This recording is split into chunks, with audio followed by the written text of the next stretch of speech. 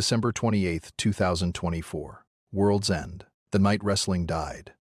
Jon Moxley stood in the ring, gold around his waist, blood on his hands. But this blood wasn't from the war we expected. This wasn't victory. This was theft. This was betrayal. And when the truth came out, the entire AEW universe went silent. What you are about to witness is the story of the most controversial title win in AEW history.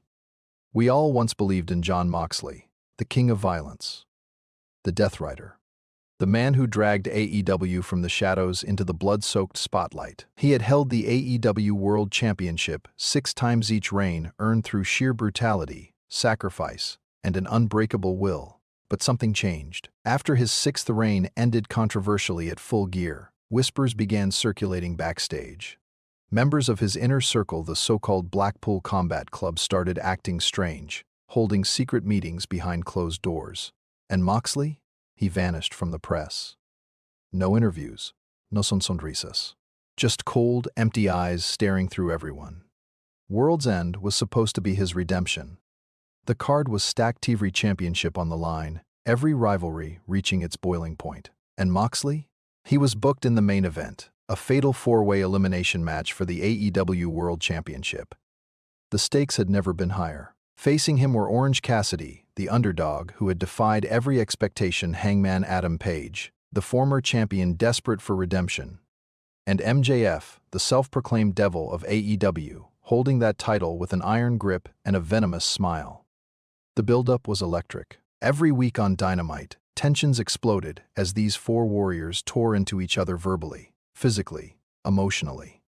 Moxley barely spoke, but when he did, it sent chills down spines. He promised blood. He promised pain. He promised that World's End would be his ultimate conquest. Nobody questioned him. Why would we? This was Jon Moxley, the man who wrestled through barbed wire, concussions, injuries, and personal demons. We trusted him. But we shouldn't have. The night of World's End arrived. The Long Island Arena was packed with over 15,000 fans, screaming, chanting, living for this moment. The undercard delivered chaos and excitement, but everyone knew what they came for: the main event. When Moxley's music hit, Wild Thing blaring, the crowd erupted. He walked to the ring like a man possessed. No emotion, no fanfare, just purpose. Orange Cassidy entered with hands in his pockets, but fire in his eyes.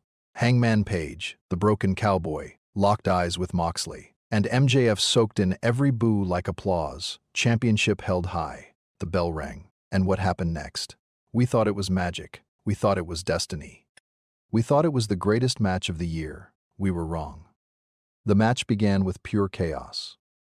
Cassidy went straight for MJF, old grudges coming to life. Hangman and Moxley collided in the center of the ring, forearms, chops, lariats echoing. The crowd split, half chanting for Hangman, half screaming for Moxley. High-risk maneuvers, suicide dives, near falls. And yet, Moxley kicked out each time. 15 minutes in, Cassidy climbed the top rope for a high-flying move, only for MJF's interference to eliminate him. The crowd went wild. Wrestling had always been a game of strategy and deception, and MJF played it masterfully. It came down to 3: MJF, Hangman, and Moxley. The tension shifted. Mind games, whispered threats. But Hangman and Moxley faced each other. Former allies turned enemies. Former brothers now fighting with everything they had. Deadeye. Paradigm shift. Near falls. The crowd roared for every exchange. And then it happened. A subtle glance from Moxley toward the ramp. A hooded figure appeared from the shadows. No interference. No words. Just watching. Most missed it, but that was the beginning of the end. 38 minutes in, MJF was eliminated after Moxley pulled the referee out, striking him and hitting MJF with a paradigm shift onto the concrete floor. Hangman, barely conscious, covered MJF for the 3 count. Now it was Moxley versus Hangman, 2 broken men, former friends, fighting for everything. Blows traded, power moves countered, respect, hatred, and betrayal, all colliding in real time. And then the hooded figure moved slowly, deliberately sliding brass knuckles into the ring. Moxley picked them up without hesitation. A single, devastating strike. 1, 2, 3. Bell rings. Moxley's 7th AEW World Championship reign begins. bloodied, sweaty, emotionless. Cold eyes staring into the arena. Backstage chaos erupted. Footage revealed the illegal shot. The hooded figure.